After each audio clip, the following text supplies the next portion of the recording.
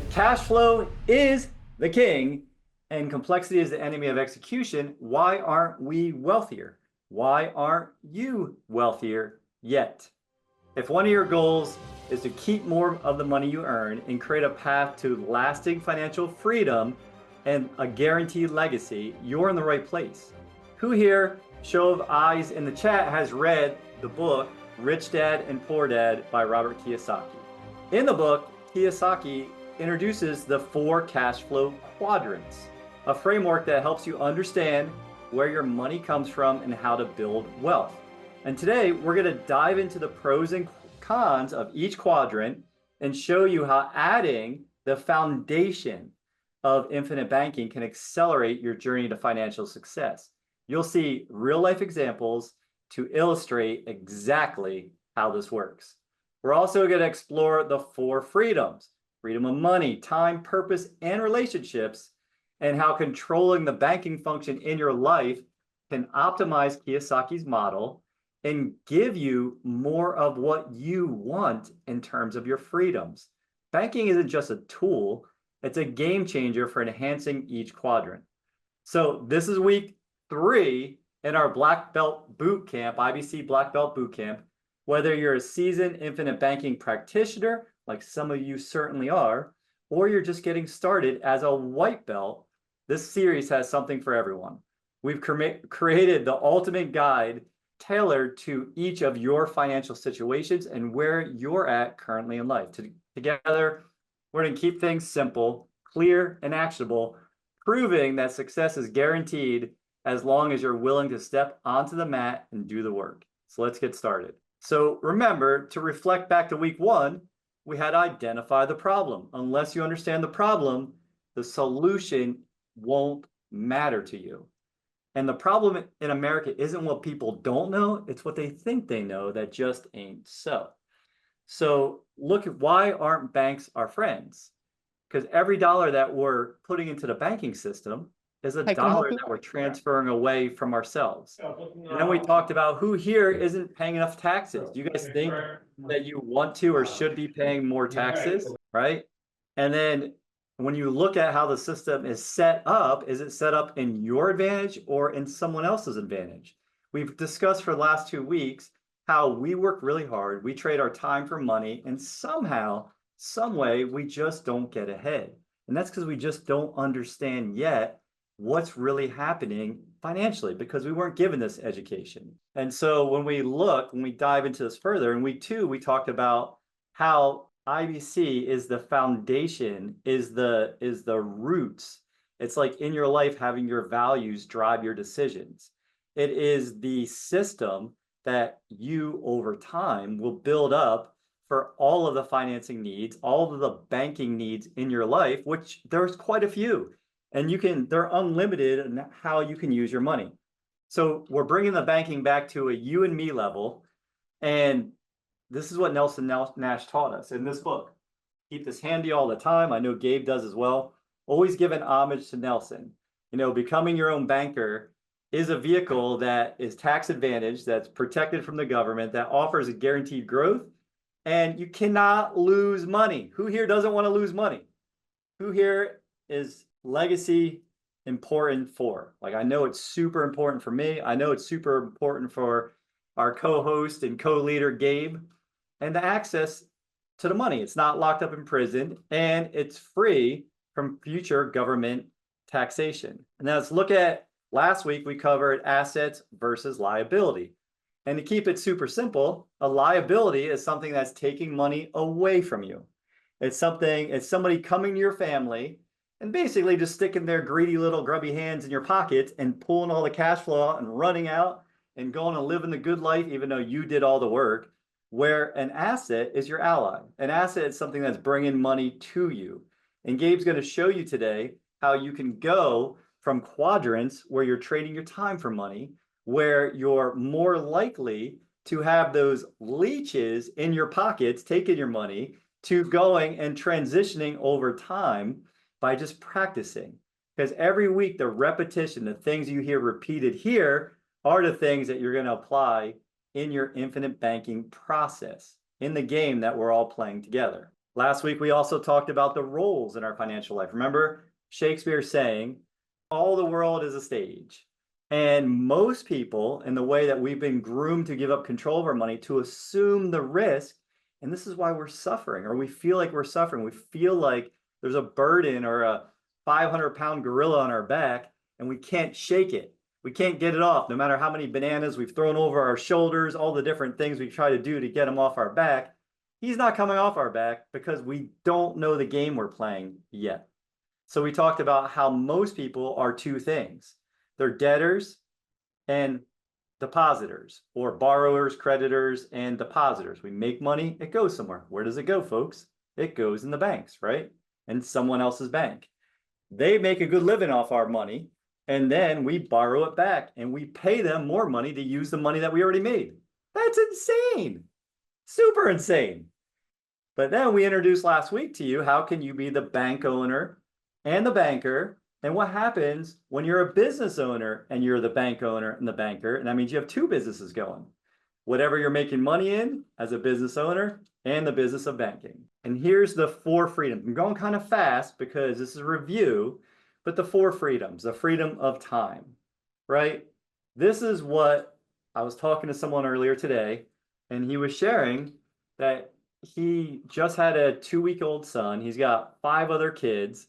And even though he's a busy dentist, he's a busy, sole practitioner building that business, the most important thing to him at this time is spending 15 minutes a day with each child. And that's something we all want. We want more quality time, more time with our loved ones and doing the things we love. Freedom of time to do what we want when we want. Freedom of money. It gives you the opportunity to not have to trade our most valuable resource, which is our energy, our focus, our person, for money. We are way more valuable with money, but how do we create the space to now money is flowing from us, because rather than being man working for money, and that's where this one started this week, right, Gabe? Rather than man working for money, it is now money working for money and bringing us more money, giving us more freedom, freedom of relationships. Who are we spending our time with? Remember, one of the important pieces here, no matter which quadrant you fall in today, or maybe you're in multiple quadrants because we're all very unique, but no matter where you are the sum of the people, the 5 people that you spend the most time with. So who are those people? Are they serving your big vision? Are they serving your future self? Who you are going to be 5, 10, 15, 20 years from now? And by the way, people haven't evolved to think about their future self. Psychologically speaking, there's tons of literature out there being your future self now. Dr. Benjamin Hardy has a great book on it, but we're not wired that way yet. So everything we're introducing to you is something that you can build on over time.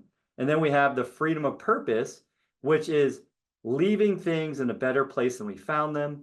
What is driving you? What is your big why? What gets you out of bed in the morning when it's cold and miserable and you don't want to go to the gym? You don't want to get up and write that article or shoot that video or go serve that person or get on the mat and teach jiu-jitsu like Gabe does every day. I'm sure there's days that Gabe gets to his dojo and it's like, man, I just not feeling it today.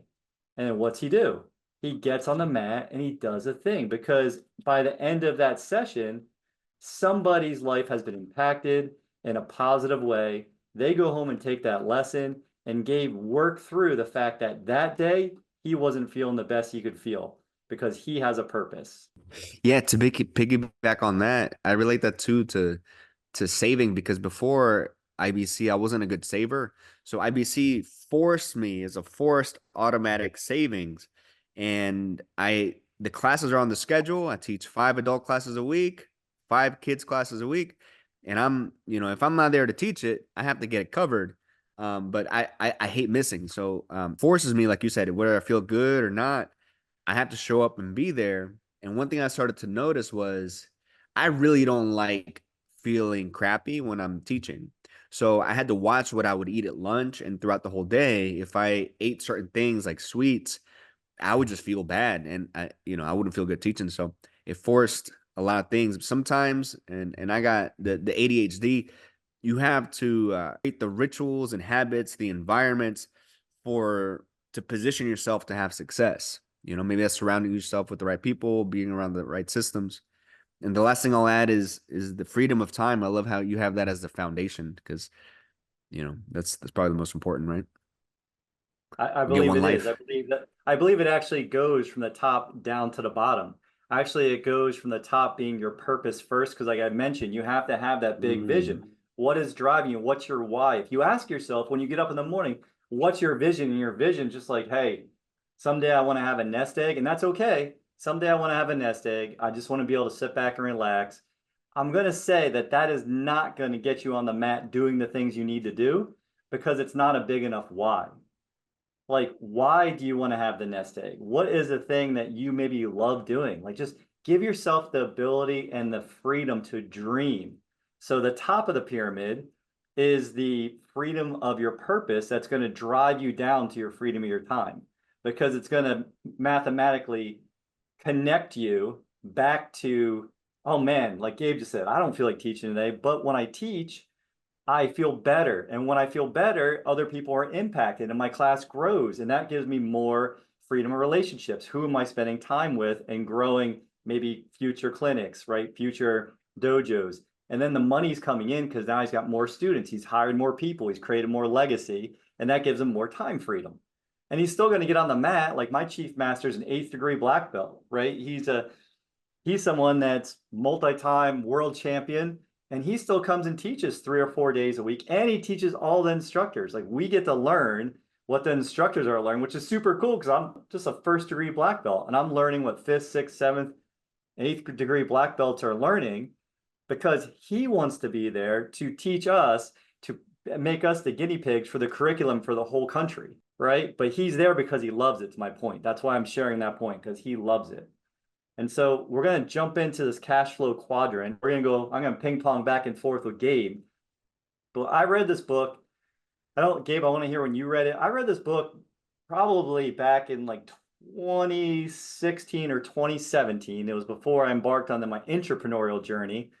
And I started noticing, wait a minute, every dollar I make is earmarked to go buy something I probably don't need or don't really want, right? It's because I just worked for the money so I could spend the money because money is fun to make, money is fun to spend, and money is fun to give away, as Sarah Blakely, the owner of Spanx, said. But Sarah was very much driven by making women feel beautiful in clothes, and there's a lot of women. They like feeling beautiful. She's been uber successful. So, you don't want to trade your time for money is what I started realizing with Kiyosaki's book, that you have to create cash flow. So, Gabe, how about you? When did your experience start with this? Read it for the first time in 2012. I had just left my teaching job, fresh out of college, from health issues, and it was the first time in my life where I felt kind of like just defeated. I worked really hard, and just my sheer grit, tenacity, and that got me through university, but it didn't get me through the school year, and it was really hard. It was very challenging. I did a program called Teach for America. They put us in like a failing school in Miami. Mm. Um, and a friend of mine invited me to it was actually a multi-level marketing company, and through some of their training they heavily push Kiyosaki and getting you thinking like a business owner. And that's when I first read it in 2012. So it's been a little while now. That's 12 years. That's amazing. 12 years. Yeah, how about everyone here? When did you guys read it? Share in the chat. Have you read it? Have you not read it? Maybe a yes or no or a year. And just be interactive again. Be interactive with each other. And you can see, you have the cash flow quadrant. It's divided into 4 quadrants. Now, the left side, you see a little clock there because there's more time being traded for money. So you have in the top left, you have your employee quadrant. We're going to go through each of these in more detail, but you have your employee quadrant. That's when you have a job. You're going to work on your schedule. You're trading your time for money. You're receiving a paycheck. Then you have your self-employed. You own the job. This is the quadrant that Gabe and I are living in currently for the most part. We go over to the investor quadrant a little as well, but we're self-employed business owners, but it's not a large business, right? So we're still very much like Gabe said, he's teaching 10 classes a week. I'm running multiple calls a week, 3,000 in the last couple of years. And then you go to big business owner. That's a different level of the business, of the success, but also more money, more problems, more responsibility, right? And then you go down to your investor. And so we can be in multiple quadrants at the same time. It's just really understanding how do we make money and how can we make more money more effectively, more efficiently. And then if we go down, this kind of shows us the same thing. Oh, that's right. Look at this. So I made a Oh, little, I made him interactive. I forgot. So here's interactive. Yeah, let me Gabe, just add a couple things that I have in please. my notes. So employees trade time for money. Self-employed, you own the job. So in the first one, we have a guy who's a painter. My dad and my family, we have a painting company. So we're also in the self-employed. We're trying to transition to big business. But these guys, some of them is just like they'll show up for a day. Some of them are more reliable, so you can go from project to project with them. But they'll start as an unskilled laborer, and then as you gain skills, now you can negotiate a little bit more. You can maybe be a piece worker. But once you become self-employed, you essentially you own the job. So I wrote that generally you can get a contract to do the work, but if you're the one doing the work, you're still trading time for money, but you receive the benefits of ownership. So you can have equity, compounding goodwill, which leads to referrals and more business. Realtors is another example where it's self-employed. Eventually, they can start a team. Some companies like Keller Williams, they teach you to learn how to like build a team. But if you're the one actually doing the job, you own it still. And 95% of people are on the left side of the quadrant, the ENS. 5% are on the right side, but 95% of the money is on the right side. 5% of the money is Pause right on the left there. side. Everyone hear And that. here We've an example talked, would be pause right there for a second, Gabe, just because that was very, very powerful, just to reflect on that. So, we've all heard of Pareto's principle, 80-20, like 20% of people are, or 80% doing the work, maybe 20% are getting paid, or you have 20% of what you're doing is giving you 80% of your results. It applies in all different ways. Gabe just said, we talk about how only 5 out of 100 people will be financially free by the time they're at retirement age, right? We know how all of you giving your time, money, energy to be here are already in that 5%. The left side of the quadrant, he said, ENS, 95% of people exist there. Where does the money exist? In the B and I quadrant. 95% of the money is in the B and I quadrant. So where do we want to and by be? being they own 5% of the wealth. The BNI quadrant, those individuals, they own 95% of the wealth. That's incredible. I mean, just think about the math there, just the simplicity of that. And so as we go through these, the pros and cons of being the employee quadrant. Well, I'm going to go pretty quickly on these, but there's for an employee, which I was an employee for decades, right? Like I've had many different roles in my life, adding value, but it gives you paychecks can be steady. You often get vacations, maybe you get reward trips, you health insurance, dental insurance. You have colleagues that are like-minded, right? Like you're working together for a mission. And then some of the cons are success means more work and less free time. Like the better you are at the job, the more that they're going to want you to do that work for them. And your performance can often exceed your salary. A lot of times as an employee, you feel like you need to go above and beyond just to keep the position. There's kind of that reciprocity back and forth, especially in tough times. Like if people start getting let go, you might be the one stepping up and filling that other person's shoes. And then also, it's kind of a pro, but it's also a con. Your employees, your bosses, like we don't always get to choose who our bosses are. I've had ridiculous bosses. I bet you have ridiculous bosses too. Anybody have some ridiculous bosses where you're just like, that makes no sense. I don't want to do it that way, but you have to do it that way because they're the boss.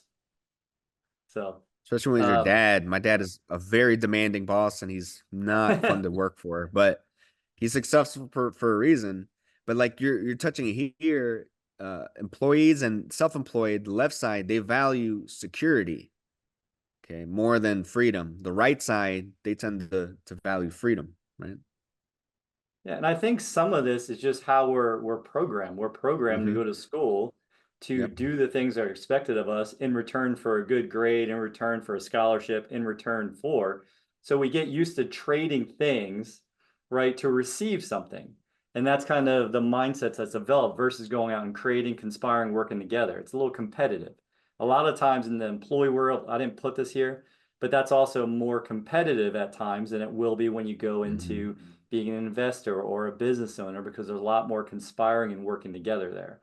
Now, I took this and said, okay, well, how does infinite banking help you if you're an employee? Well, one, like Gabe said, it's forced savings. You have to make more money than you spend, and then what that gap is, what that amount that you're saving, you put that into your specially engineered whole life, and then at that time, it helps you build up the emergency fund. It's going to reduce your reliance on external lenders, the banks, and it'll help you recapture and recycle that money, bringing it back to yourself. It's going to give you the guaranteed legacy, and it gives you more control and more guarantees in your financial path. You we can go through these with every single one. We will touch on them. That's it, Shane. So that's how the US grooms people. That's how the world grooms people. We go to school because we have to be, our kids are uncivilized beings. We need to civilize them. We need civilization. We need structure, which is why we love martial arts, because every lesson we teach you in martial arts, every lesson I learn in martial arts is something I can turn around and apply. Like our methodology here is 3 T's. We're going to train, we're going to test, which means that we put a policy in force and use it, and then we go out and teach it. Train, test, teach, and repeat over and over and over and over again. So if you guys are new here, go ahead and smash the like button, subscribe, and ring the bell, because you might just get alerted for new content every week, because we got this black belt boot camp. We're in week 3, and we're going to keep going through these cash flow quadrants together.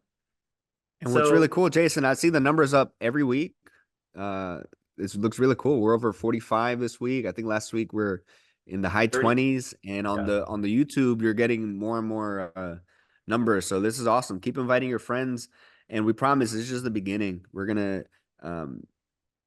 circle around some topics in more depth with some real life examples to help spark that imagination, so you can start to create your own plan and get you yourself going to become a black belt. This is it. This is and everyone here, you guys, whatever belt you have today, just know that you're either training, right, by learning something new. We're all training. We can all get to better levels of mastery. You're turning around and testing yourself by doing the thing or figuring out what is the thing that you can improve to start adding more value, to have more value come back to you, or you're turning around teaching someone. And Gabe's encouraging all of you, like I am, bring people with you. Bring people that you love, that you know that this could help them, and have them come and see what's here and be part of this community. And we're jumping into small business owners, so we're still on the E&S side of the quadrant. Small business owner pros, and I can go through some of these, and so can Gabe. You're your own boss. If something happens and you have to go take care of family or something, well, guess what? You can do that when you need to. That's also one of the cons. You're your own boss, meaning that you have to go make things happen. You can pick what you focus on. Are you focused on the most important thing? I think that's a pro and a con for me. The meritocracy of it. You go out and serve more people with your goods or services, more will come back to you. And your people, you guys tell Gabe and I what's working, what's not working. We don't get to pick. You tell us what you want to talk about. And one of the things we heard about before we started this, Jason, there's a lot of talk out there with infinite banking. It seems so complex. It seems so confusing.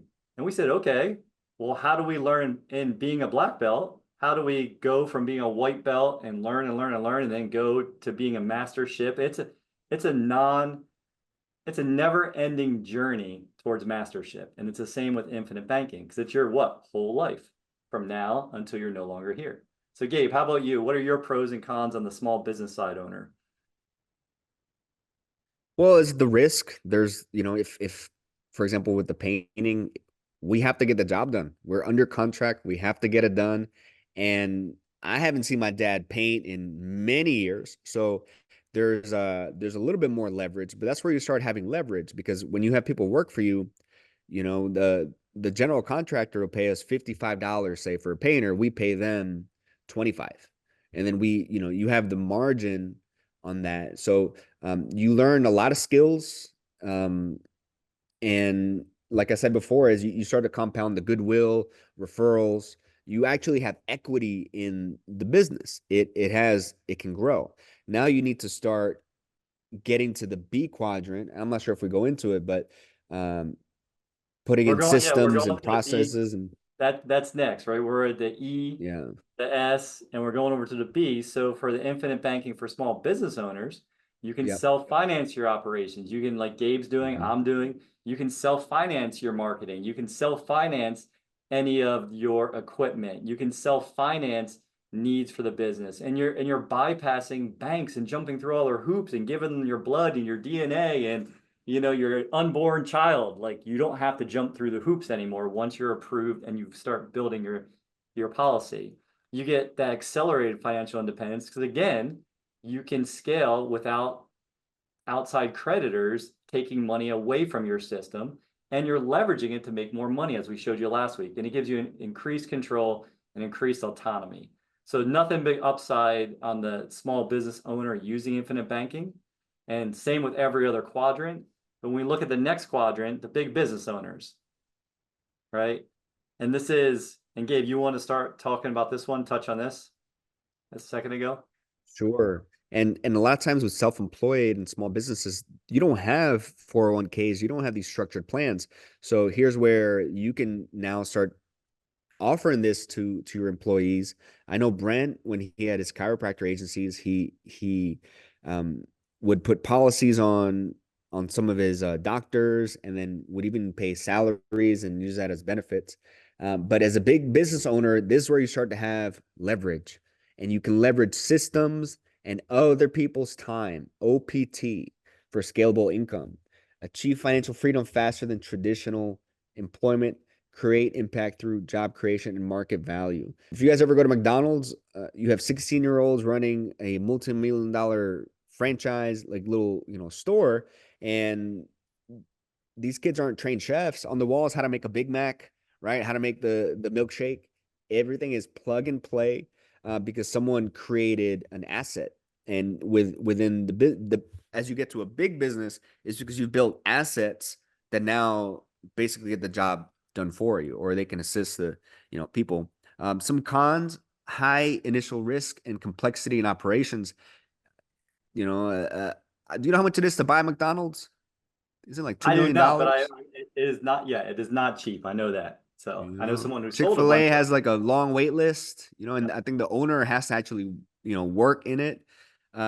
Significant time and energy investment in the early stages. And guys, everybody wants to be on the right side of the quadrant. Everyone's trying to build a business that, runs without them. It's not easy. It's competitive. So it takes time, energy.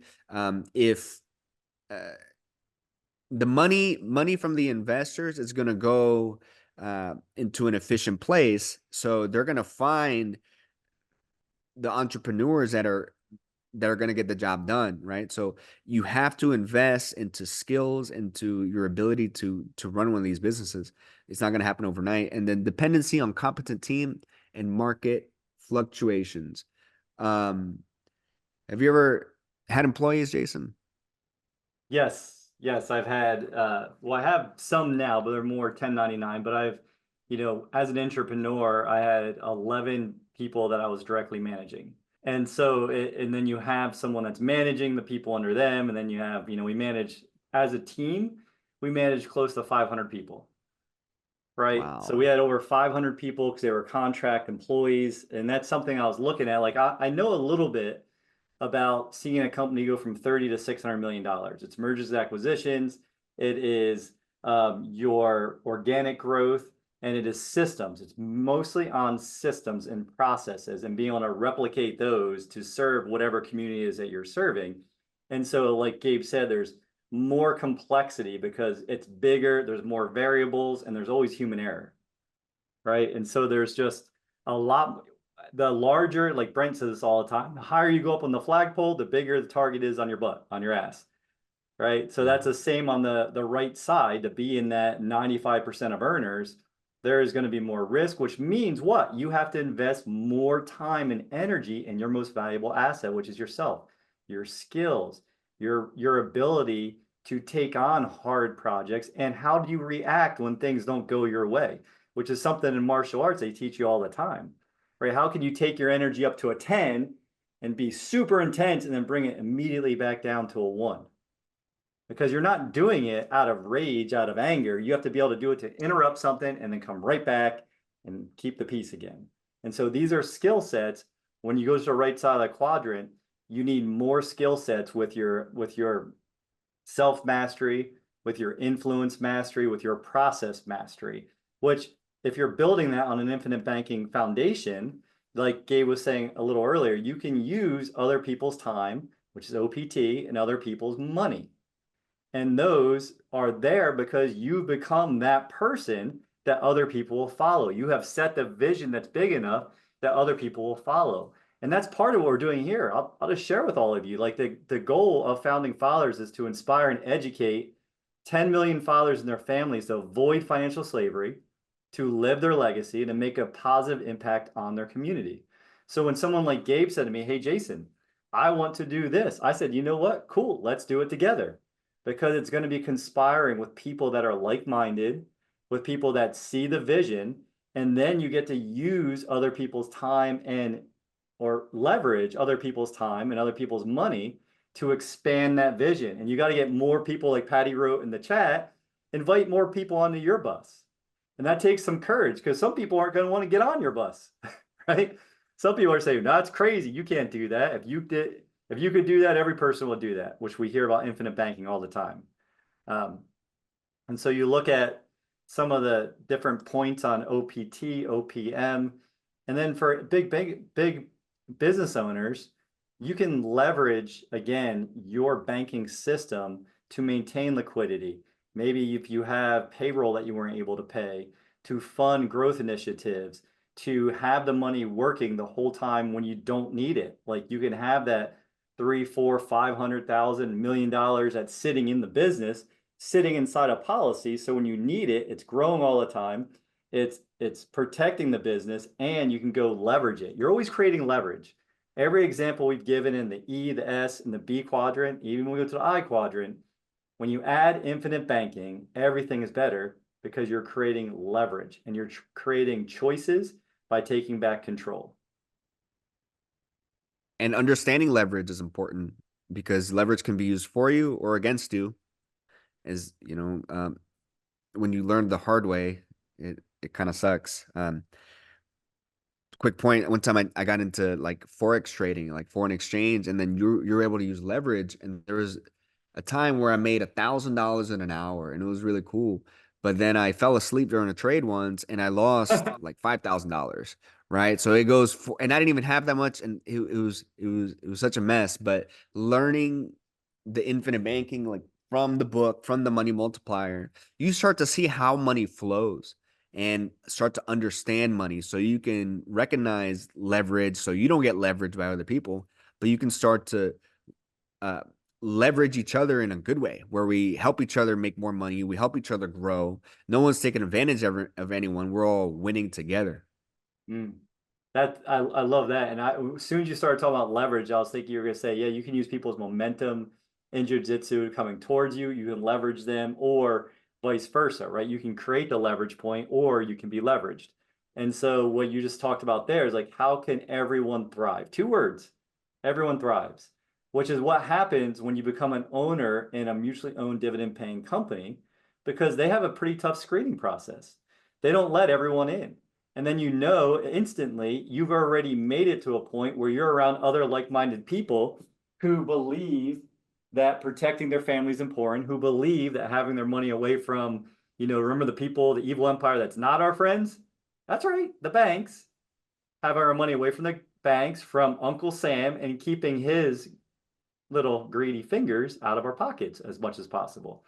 And so some of the pros and cons of the investor quadrant: you can leverage, again, other people's time, other people's money.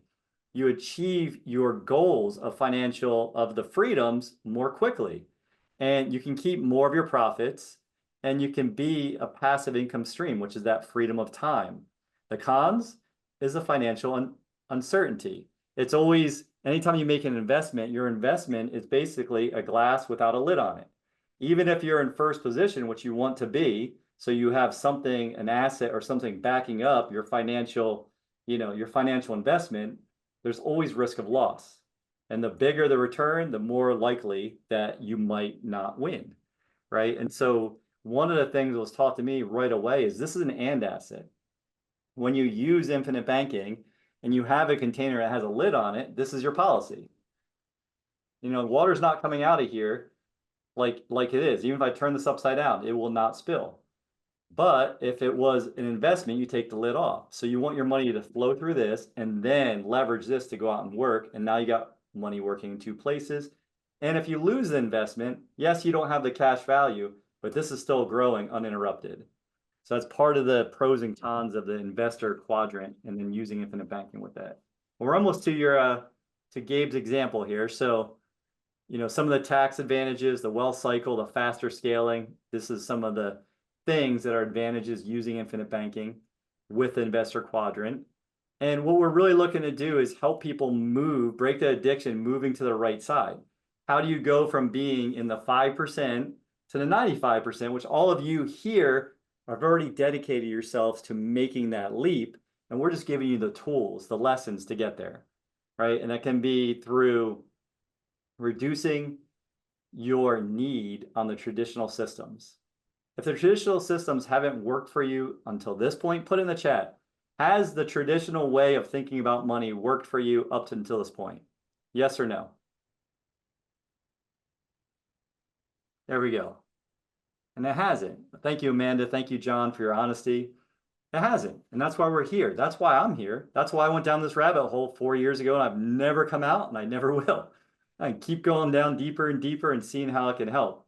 And then, when Gabe says, the one key learning from all that we covered so far to kind of wrap it up with a bow and then bring you through a real example is, don't buy liabilities. I'm trying to think of the quote from Fight Club that we're all going out and buying things we don't need to impress people that we don't even like, right? Or we're going and spending money we don't even have to buy things that we don't even want to impress people that we don't even like, right? That's from Tyler Durden Fight Club. And so one of the biggest lessons from Rich Dad Poor Dad, if you boil the whole book down, is don't buy liabilities, buy assets that are going to pay for the liabilities. So we got our simple don'ts and do's and how we go from the left side of the quadrant to the right side. And so Gabe, bring us through your example here. Sure thing.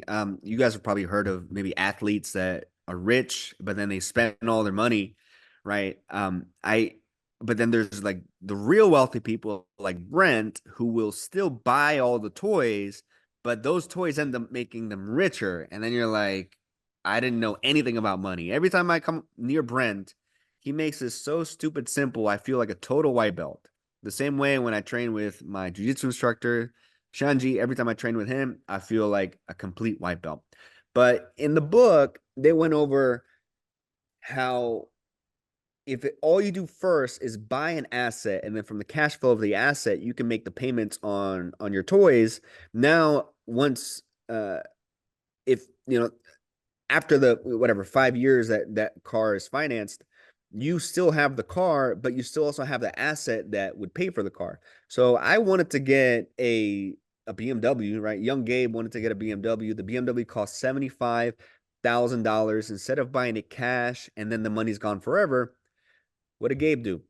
He financed it, right? Because back then I didn't have my policy going, but the car payment was $1,500 for this BMW. I got money. It was back with that MLM. They gave me money to pay for the car. They started you with one that was $600 a month, and then eventually they had you push ranks, and then they gave you more. But looking back, this was a stupid waste of money. I could use that $1,500 for something else. But what I did with the $75,000, instead, I went and bought a property. It was in Baltimore.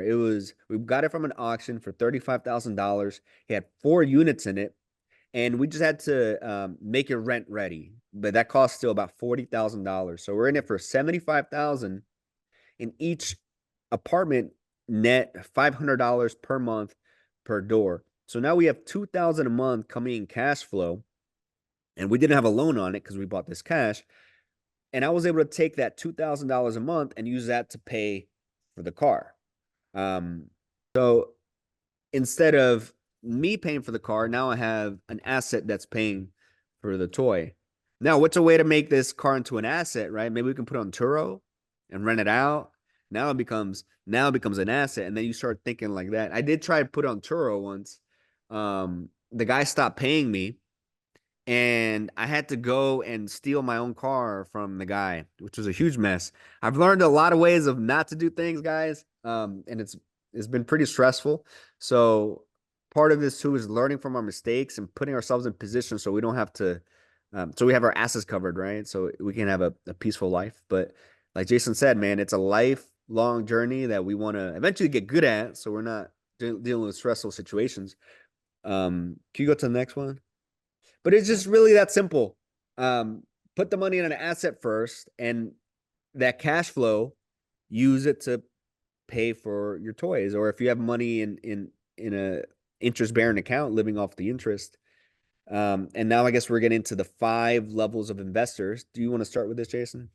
Sure. I mean, you have, like Gabe said, when he fell asleep, Forex trade, which is pretty funny. Come on, he made $1,000 an hour. Who wants to make $1,000 an hour? That sounds pretty good, right? But then you fall asleep, and the next hour, $5,000 is gone. You're net negative $4,000. So, for someone that doesn't have that financial intelligence, IBC is a more proactive way to save and guarantee your growth on the money. You get guaranteed contractual growth, and all 5, now 6 of the mutually owned dividend paying companies we work with have never missed a dividend. So I can't guarantee it, but pretty safe for someone that has a zero financial intelligence. It's also known as a glorified savings account that's guaranteed to grow, right? And then same with the I'm too busy investor. Like I'm too busy to really vet the deal, to go look and know, like, and understand it.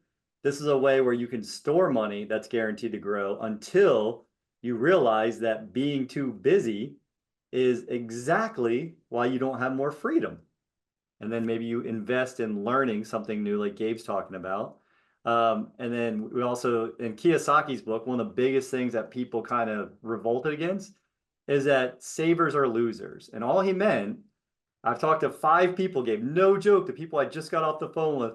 She said this: I'm more of a mattress money person. And I said, I hope they're here. I invited them to be here. I said, uh, I won't say her name in this training, but I'll call her Patty for now. I was like, Miss Patty, like, here's my question for you. When your money is sitting under a mattress or in a safe, is it worth more tomorrow or less than today?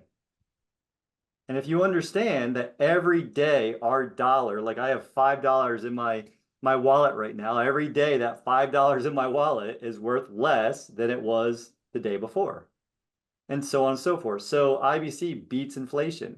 It offers the tax advantages. Like I already talked about how the average American is giving up 48% of their money, or 43+% of their money in taxes, and we're not even counting the interest that they're paying out. And then on the professional, that your policies are out there funding the opportunities, the ways to create passive income, because now your money's out working for you.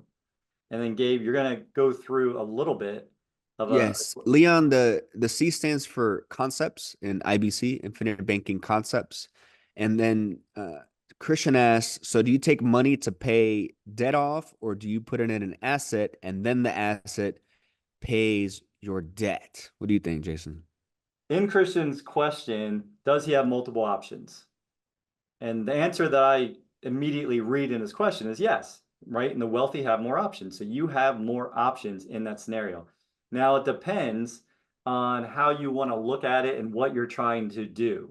Like if you're trying to go and protect the family and you want to pay off the assets and recapture, recycle the debt's always where we want to start.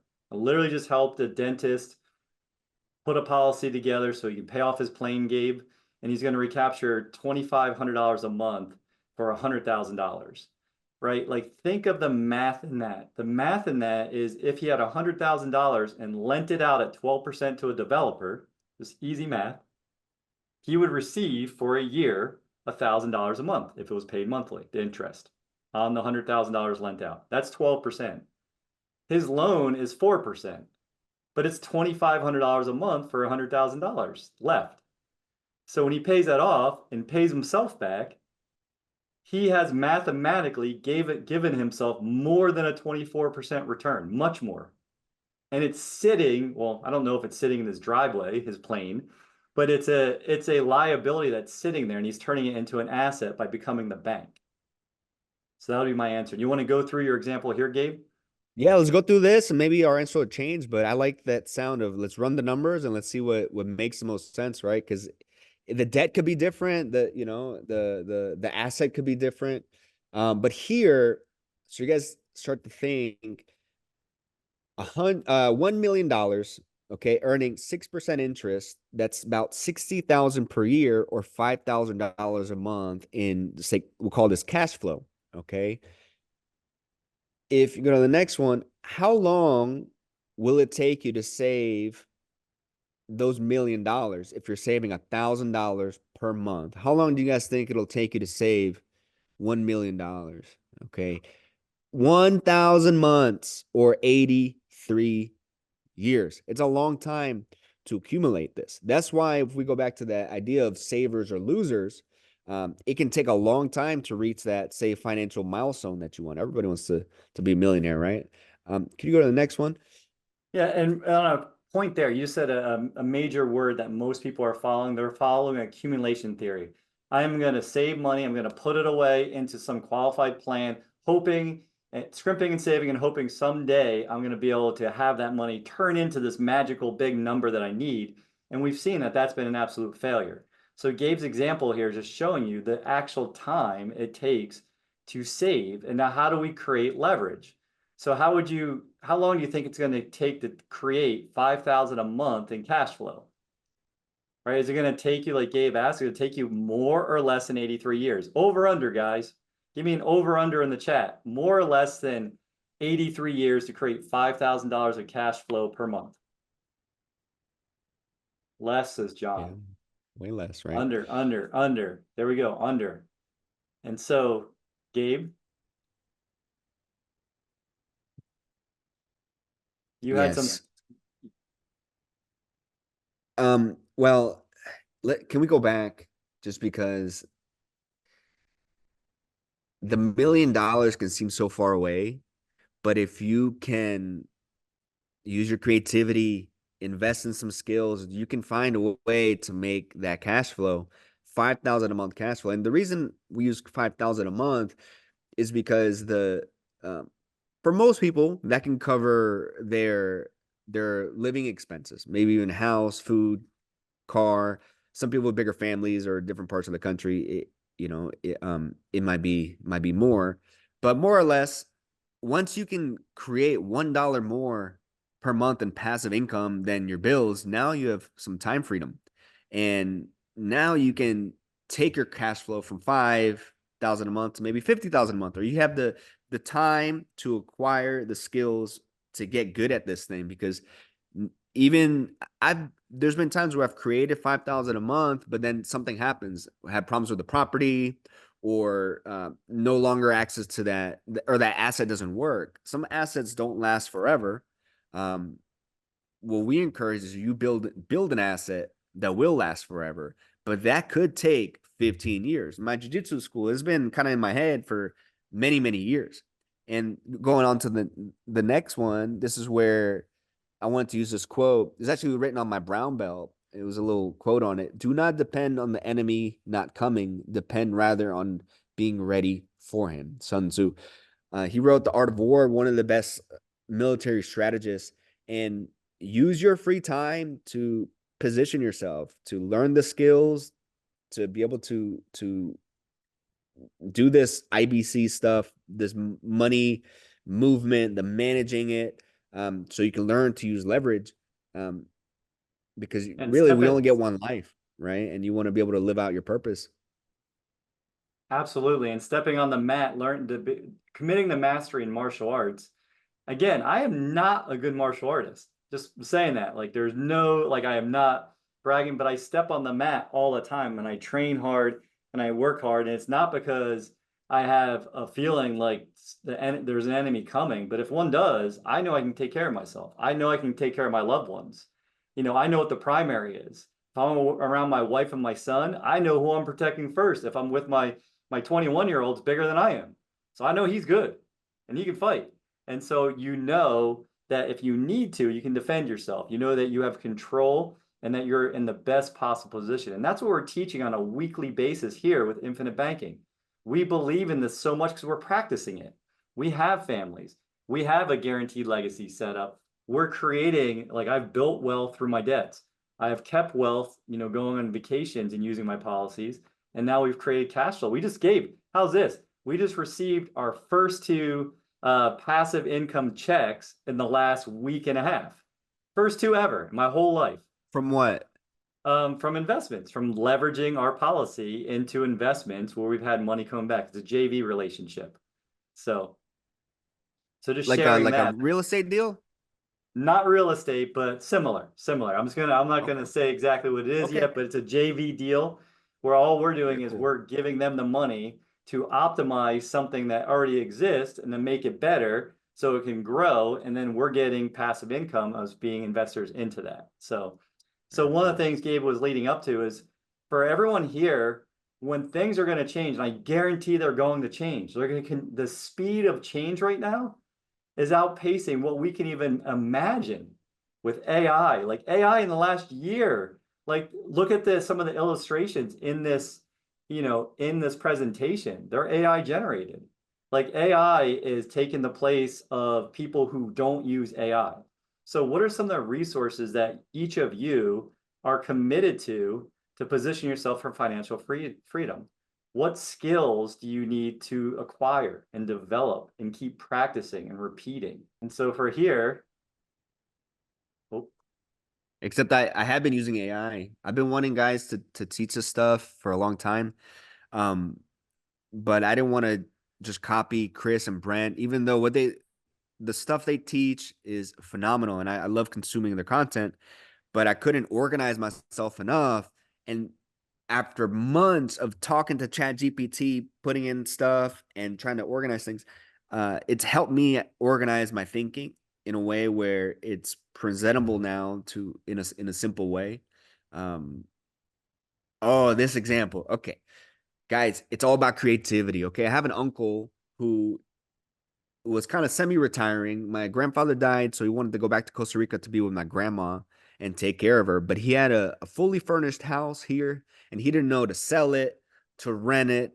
And I'd been in real estate, so and I was interested in Airbnb. This was in, I believe, 2020, right when the pandemic was happening. And he asked me for advice. Should I rent it? Should I sell it? And he didn't want to sell it. He wanted to keep it in case he had to come back to the country. And I told him, hey, let me put on Airbnb. I was already a super host because I helped my mom list her condo in Costa Rica, and I managed it for a couple of years completely free. I didn't take a single penny of commission from her, but I positioned myself to be a super host. So when this house came ready, I did not have to furnish it. It was already fully furnished, beautiful house, and I just was just responsible for the rent. I paid him rent, and it ended up working for both of us.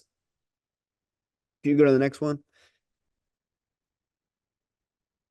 So you have to think, how can I solve this person's problem? And landlords, what do they want? They want to get the rent paid on time and they want someone to take care of their house. They don't want it trashed.